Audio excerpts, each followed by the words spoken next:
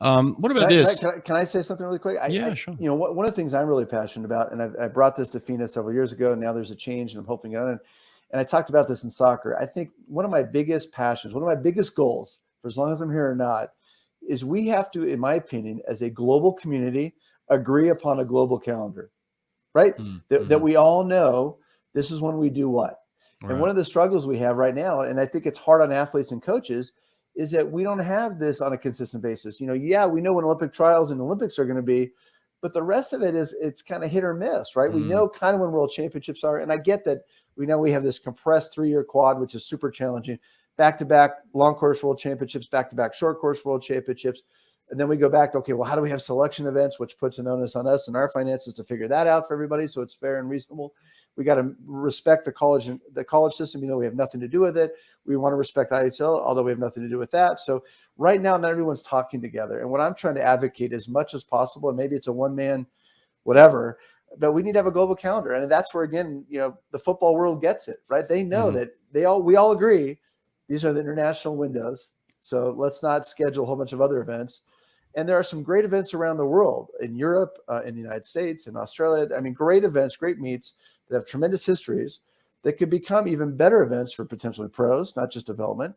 But we have to let those people do it, and we should go support one another.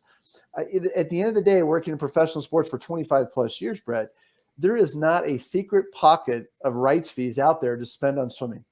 We're gonna have to work together. We're gonna have to work with FINA, our pro athletes, our coaches, our federations to continue to elevate and amplify our sport as a sport of choice and a freaking great sport, right? Right now, there's not people hunting us down trying to give us money. And I think ISL has shown that. As great as that product is, as amazing as that product is, it's the coolest thing I've ever seen. No one is giving them money. Right. Why? I don't know. So maybe because we're not all working together. And I think Brett Nowicki, I'm confident that he's going to get it. And, you know, I'm looking forward to the meetings next week. But in my opinion, we need to have a global calendar. So we know. So in the United States, as an example, you know, if January to May was domestic season, so that's when I do my cheer pros, my junior nationals, NC2As all happen there. We focus on staying domestically. Then if we know that May or June to August is international windows, right? So that's kind of the friendlies. It's World Championships, WUGs, World Juniors, Pan Pacs, European Championships, Commonwealth Games, Asian Games, and we have our trials and our events in that window. Great. And then maybe the fall is pro season, right?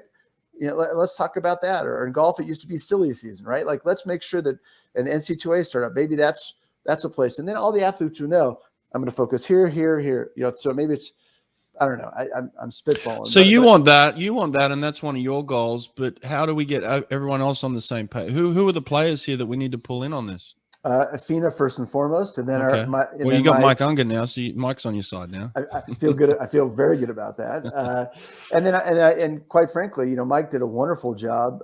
You know, really, which is why he's going to be great at FINA. Mike did an unbelievable job for USA Swimming International Relations, right? And so our relationships with Australia, Japan, Sweden, Canada, UK, you name it, has been phenomenal. So I think we as leaders of these organizations have to get together on behalf of our federations, work with FINA, work with ISL, work with everybody and say, guys, how do we do this? It can't be that difficult. Other sports do it.